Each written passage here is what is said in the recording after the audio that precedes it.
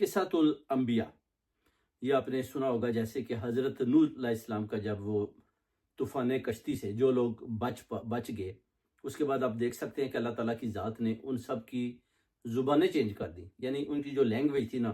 وہ ایک دوسرے کو سمجھنے سے قاصر ہو گئی۔ اس کے بعد وہ قبیلوں کی شکل میں پھیل گئے، کچھ جیسے کہ سعود قبیلہ بن گیا، اس کے بعد عاد قبیلہ بن گیا۔ اس کے بعد آپ دیکھ سکتے ہیں کہ جب اللہ تعالیٰ کی ذات نے حضرت ہود علیہ السلام کو نبی بنا کر عاد قبیلے کے پاس بھیجا، جو ان سب قبیلوں میں سب سے زیادہ طاقتور تھا، اور انہوں نے کوئی 1500 سال تک حکومت کی۔ جب آپ ادھر پہنچے، آپ نے ان سے، حضرت ہود علیہ السلام نے عاد قبیلے سے راہ حق پر آنے کی دعوت کی، تو وہ آگے سے کہکے لگاتے تھے، اور وہ جو ان کے اندر اکڑ تھی وہ چھوڑنے کو تیار نہیں تھے، اور بار بار اللہ تعالیٰ کی نافرمانیاں کرتے جا رہے تھے،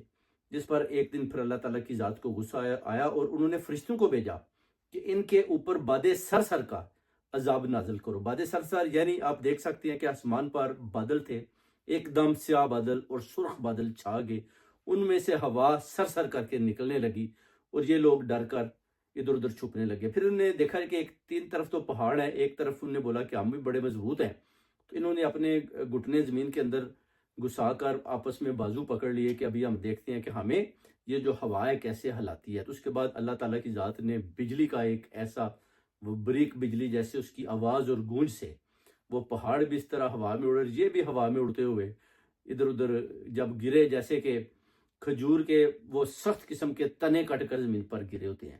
یعنی اللہ تعالیٰ کی ذات نے ایسا عذاب ان کے اوپر لائے کہ یہ 7 سے 8 راتوں تک یہ باد سرسر جو ہوا کا اللہ تعالیٰ کی ذات نے فرشتوں کے ذریعے ان کے اوپر عذاب نازل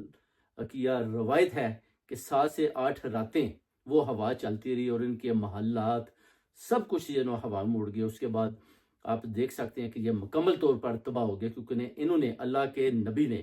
جو اللہ تعالیٰ کا پیغام ان کو بھیجا یہ ماننے سے منکر ہو گئے۔ اس کے بعد اللہ تعالیٰ کی ذات نے ہمیشہ بتایا جی کہ میں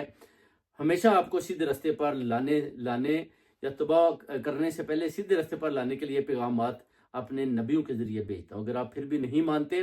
بار بار سرکشی کرتے ہیں،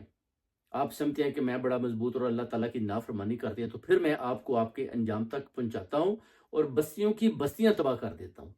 تو یہی جو ہے نا عذاب ان کے اوپر بھی نازل ہوا تھا، جو عاد کی قوم تھی، یعنی حضرت ہود علیہ السلام کی۔ تو یہ سب آئیو دیکھیں آپ۔